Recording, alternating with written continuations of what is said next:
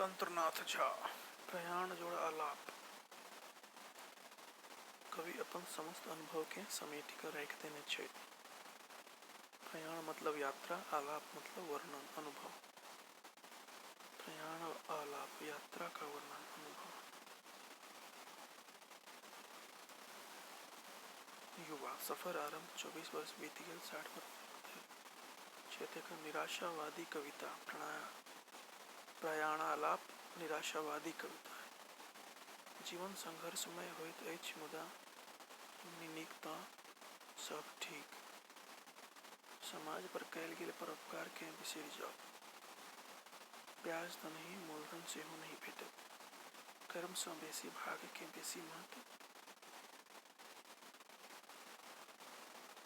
आन सब गौण परि जाइत अछि, आन सब गौण परि जाइत अछि। कहते सुरेंद्र झा सुमन। एहि में कवि दलितक दशा सँ द्रवित भ क भाव विभोर होइत रचना कयलनि। दलितक दशा सँ द्रवित। एहि में ओ अपन इष्ट देव सँ प्रार्थना करैत छथि जे एहि दलित वर्ग के अधिकार बोध करायब, समाजक मुख्य धारा सँ जोड़ि देब, हिनका जल फूल धूप दीप नैवेद्य चढ़ायब आ आरती देखेबाक भरोस दिबैत छथि। सुमन जी जनसंघ पार्टीक सक्रिय राजनेता छलाह, तें एहिठाम प्रतीत होइत अछि जे कवियक कवि सुमन जी इष्ट देवक रूप में कांग्रेस पर व्यंग्य करैत छथि जे हम कोनो पार्टीक समर्थक वा विरोधी नहीं छी। तें हे साहित्यकारक स्तर पर इष्टदेव, जँ अहाँ एहि वर्ग केँ उद्धार करबै तऽ हमहूँ अहाँक आरती देखायब। ईश्वरवादी कवि नहीं, तें कविता अप्रत्यक्ष रूप सँ समस्या पर प्रहार करैत अछि। भिक्षा पात्र। भिक्षा पात्र शीर्षक है, ठीक है। इनमें भूदान आंदोलन की पृष्ठभूमि पर लिखल गेल अछि। भूदान आंदोलन के आधार बनाकर लिखले गांधी के दृष्टिशीपक मार्ग पर शोषण आ सर्वहारा वर्गक विभेदक के मिटा क विपन्नता दूर करबाक लेल विनोबा भावे द्वारा भूदान आंदोलन चलायल गेल छल। कवि एहि आंदोलन सँ प्रभावित भेला आ भिक्षा पात्रक रचना केलनि, ठीक है। एहि आंदोलन में जमींदार वर्ग के अपन भूमिक किछु हिस्सा सर्वहारा वर्ग के दान करबाक छलनि, जकर उद्देश्य पवित्र छल मुदा राह सँ भटकि गेल छल। जमींदार द्वारा बंजर बेकार जमीन दान कयल गेल आ एहि दान के भिक्षा रूप में प्रस्तुत केलनि। कवि एहि पर दुखी होइत छथि। एहि कविता में पौराणिक ग्रंथक जे उदाहरण प्रस्तुत भेल अछि, ओहि में वेद सँ लयल गेल उदाहरण सवै गोपाल भूमि तथा महाभारतक शांति पर्व एहि कविताक विलक्षणता के और बढ़ा दैत अछि। एहि कविताक विलक्षणता के और बढ़ा दैत अछि, ठीक है। अगला जा रहल छी। एहि कविता में सुमन जी पौरुषक कर्तव्यक वर्णन करैत छथि जे देशवासी में राष्ट्र अथवा मानव के आंतरिक एवं बाह्य विजय प्राप्ति लेल प्रेरित करैत अछि। एहि में कवि ऐतिहासिक एवं पौराणिक घटनाक्रमक उदाहरण स्वरूप विलक्षण प्रयोग कयने छथि। जेना सुमन जी युवा वर्गक पथ प्रदर्शक करबा लेल अर्जुन एवं कृष्णक उपमा स्थापित करैत छथि, जाहि में अर्जुन भारतक युवा आ सारथी स्वयं सुमन जी। पार्थ छथि ठकुआयल ठाढ़, कुरुक्षेत्रक व्यूह गाढ़े। पौरुषक कर्तव्यक वर्णन, ठीक है। पौराणिक घटनाक्रमक उदाहरण स्वरूप विलक्षण जा रहल छी। एहिना ऐतिहासिक घटनाक्रमक रूप में मान सिंह, हल्दी घाटी, विजयनगरक साम्राज्य, बुक्का हरिहर आदिक उदाहरण प्रस्तुत करैत छथि। ओहिठाम मीर जाफर, सफर मैना, चंद नानक आदि देशक अभिशापक रूप में वर्णन करैत छथि। एहि ऐतिहासिकताक माध्यम सँ कवि जाहि प्रकार राष्ट्रप्रेम संचारित कयलनि, ओ राष्ट्रवादी कवि दिनकरक स्मरण करा दैत अछि।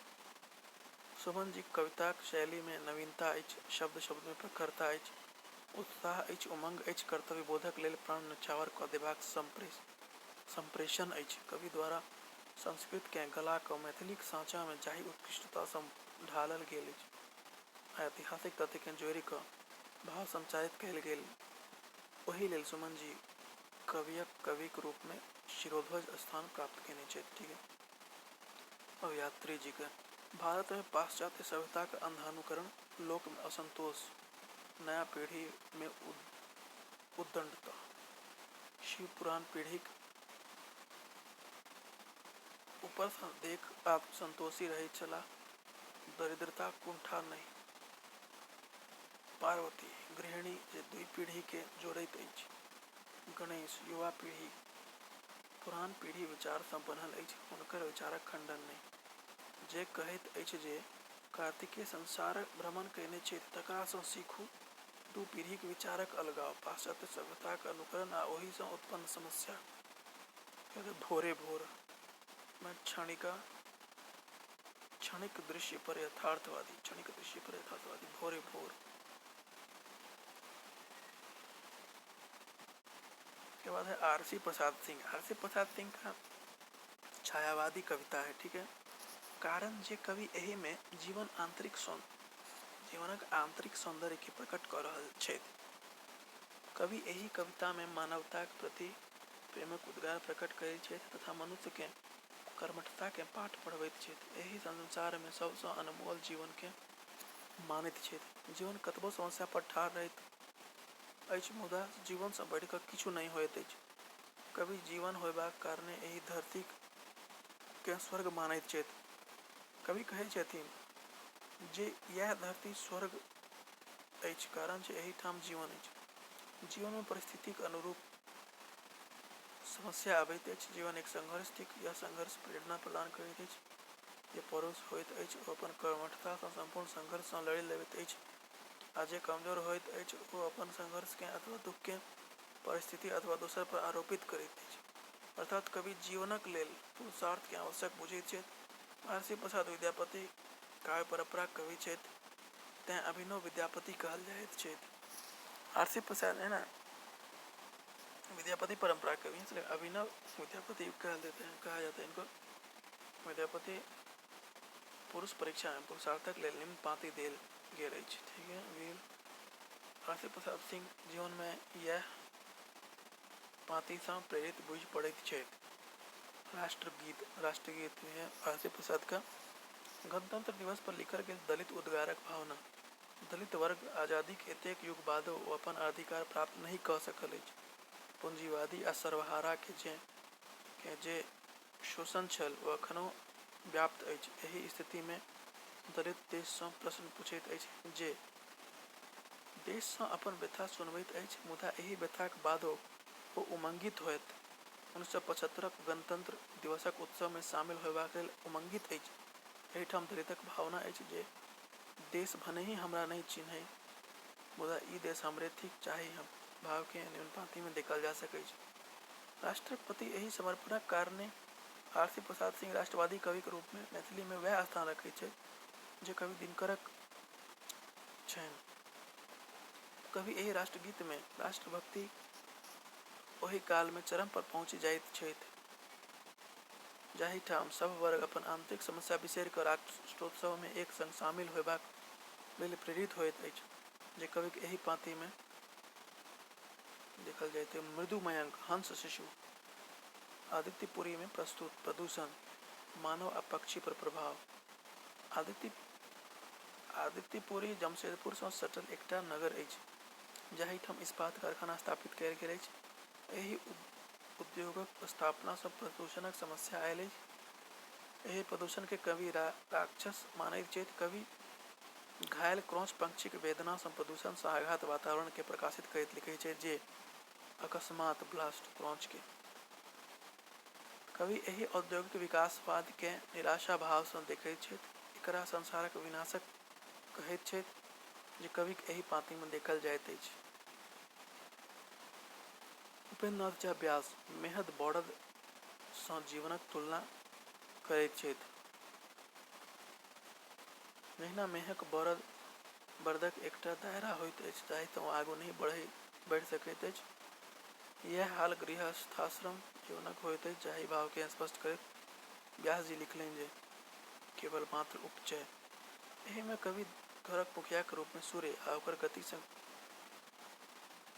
ओकर गति सँ करैत छथि जे अद्वितीय परिकल्पना छनि। एहि में सूर्य ग्रहेश होइत अछि, अर्थात सब ग्रहक देवता। समस्त ग्रह सूर्यक परिक्रमा कऽ सूर्य सँ ऊर्जा प्राप्त करैत अछि।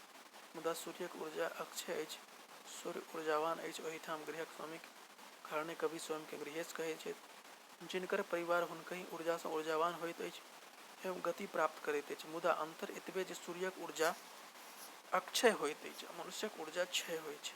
जहिना जहिना उम्र बढ़ैत अछि तहिना तहिना शरीर घटैत अछि, जे कविक एहि पाँति में देखार अछि। हुनका मात्र किछु सर्वत्र उपजय। रामकृष्ण झा किशुन वह नव कवितावाद नचिकेता जी के अछि। कविता संग्रह इनका है आत्मनेपद, आत्मनेपद, आत्मनेपद 1963 में। ठीक है। रामकृष्ण झा किशुन प्रगतिशील प्राकृतिक कवि छथि। ओ प्रयोगवाद आ नवकवितावाद दिशि सेहो आकृष्ट भेलाह। ताहि में युग जीवनक कुंठा एवं अनास्थाक चित्रण नवबिंब एवं प्रतीक रूप में धारण केलनि। रामकृष्ण झा किशुन जो अपन काव्य में बौद्धिकता के त्याग कऽ विशुद्ध भावाभिव्यक्तिक भूमि पर अवतरित होइत छथि। यह हिनक काव्यक उत्कृष्टता छनि। बौद्धिकता के त्याग कऽ विशुद्ध भावाभिव्यक्तिक भूमि पर अवतरित होइत अछि, जकर प्रतिनिधि हिनक प्रश्नोत्तर कविता कऽ रहल अछि। बौद्धिक चिंतन छाड़ि एकटा भावना के बेसी महत्व दैत अछि। मानसिक तौर पर चिंतन नहीं, तर्क नहीं, मात्र भावना। दाम्पत्य जीवनक कथा। नवकवितावाद मानवीय वेदना के मानव सँ जोड़बाक काज।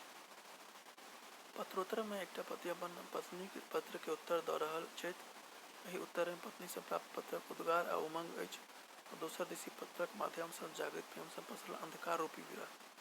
कवि एहि विरह के क्रौंच पक्षीक वेदना सँ तुलना करैत छथि, जे घायल किशुनजीक विलक्षणता अछि।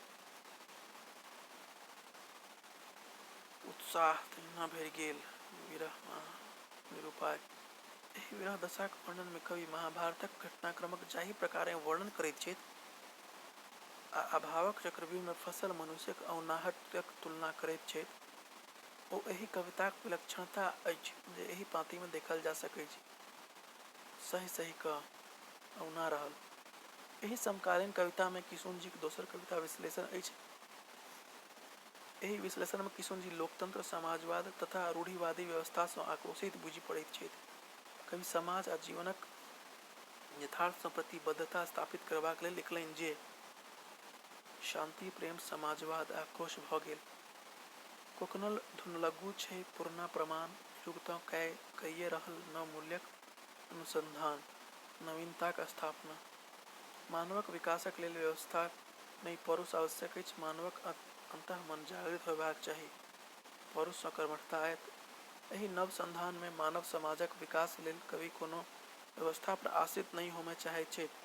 कवि सब पुरातन व्यवस्था के घुन लघु कहैत छथि, मुदा व्यवस्था कोनो होय जाहि व्यक्ति में पुरुष छैक ओकर विकास हेबेटा करतै। सौंसे परिवेश में बोध